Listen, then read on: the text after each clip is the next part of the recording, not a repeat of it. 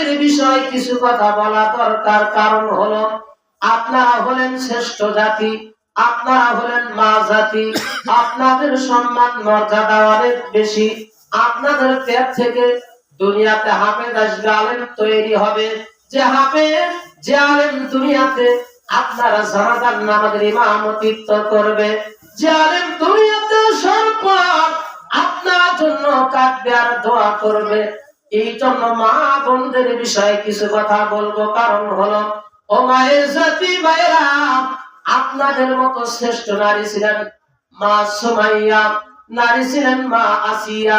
হযরত সুমাইয়া রাদিয়াল্লাহু তাআলা আনহা, তিনি ইসলামের সর্বপ্রথম তিনি শহীদী নারী হলেন হযরত সুমাইয়া। হযরত সুমাইয়া রাদিয়াল্লাহু তাআলা আনহা, তিনি যখন ইসলাম গ্রহণ করলেন, কালেমা পড়লেন, কালেমা পড়ার অপরাধে আবু জেহেল, উতবা, সাইবার গোষ্ঠীরা তারা মেনে নিতে পারলো না।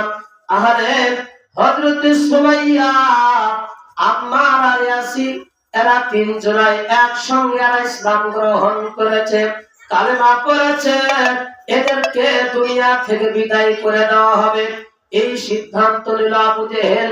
আবু জেহেলের সিদ্ধান্তই চূড়ান্ত সিদ্ধান্ত।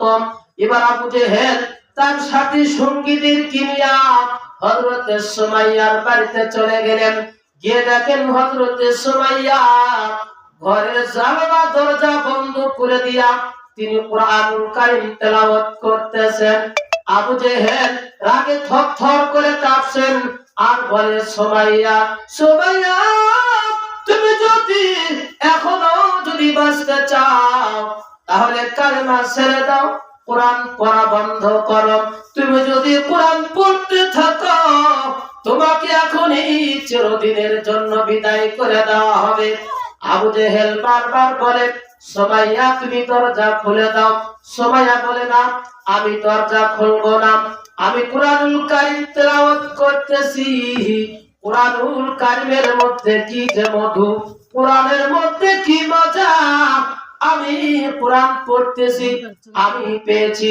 আবু জেহেল রে, তুমিও কোরআন পড়ে দেখো, কোরআনের মধ্যে কি মধু, কি মজা আছে, তুমিও কোরআন পড়ে দেখো। আবু জেহেল রাগে থরথর করে কাঁপে না। সুমাইয়াকে চিরদিনের জন্য বিদায় করে দেওয়া হবে। শেষ পর্যন্ত তার দরজা লাথি দিয়ে দরজাটা ভেঙে ফেলা হলো।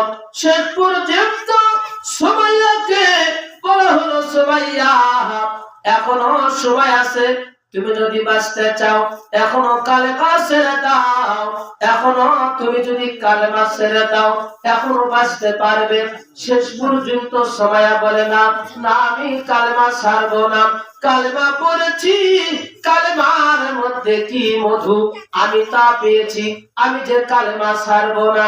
শেষ পর্যন্ত আবু জেহেল তার সাথী সঙ্গীদেরকে বলল, সুমাইয়াকে এইভাবে মেরে শেষ করা হবে না, সুমাইয়াকে বালুর চরের ভেতরে নিয়ে যাওয়া হোক। বালুগুলো ওদের তাপ হয়ে আছে, ওই কঠিন তাপের মধ্যে সুমাইয়াকে উলঙ্গ করে রাখা হবে। এরপরে সুমাইয়া ফিরে আসবে, নচেৎ ফিরবে না। শেষ পর্যন্ত সুমাইয়াকে বালুর চরের ভেতরে নিয়ে